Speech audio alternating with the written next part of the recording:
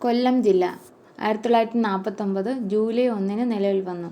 വിളിപ്പേര്: ലോകത്തിൻ്റെ കശുവണ്ടി തലസ്ഥാനം.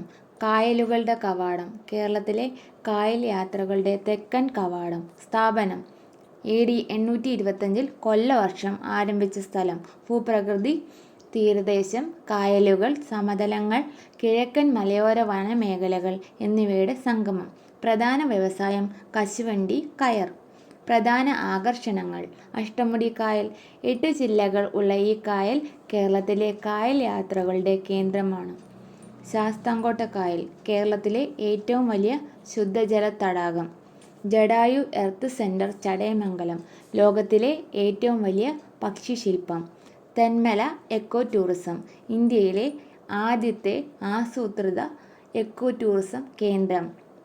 പാലരുവി വെള്ളച്ചാട്ടം: മനോഹരമായ ഈ വെള്ളച്ചാട്ടം മലയോര മേഖലയിലെ പ്രധാന ആകർഷണമാണ്.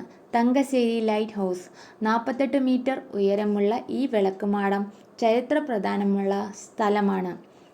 കൊട്ടാരക്കര: കേരളീയ ക്ലാസിക്കൽ കലാരൂപമായ കഥകളിയുടെ ആദ്യ രൂപമായ രാമനാട്ടം കൊട്ടാരക്കര തമ്പുരാന്റെ സംഭാവനയാണ്. ഓച്ചിറക്കളി: മാർത്താണ്ഡവർമ്മയും കായംകുളം രാജാവും തമ്മിൽ നടന്ന യുദ്ധത്തിന്റെ ഓർമ്മ പുതുക്കുന്ന പുരാതനമായ ആയോധന കലാരൂപമാണ് ഓച്ചിറക്കളി.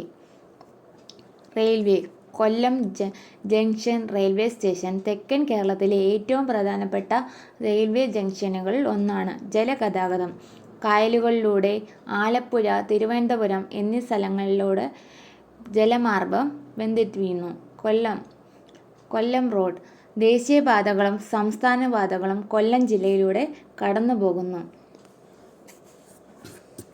കശുവണ്ടിക്ക് പ്രാധാന്യമുള്ള സ്ഥലമാണ് കൊല്ലം. ടർക്കി ഫാം കുരീപ്പുഴയാണ്. Travancore plywood industries, Punalur.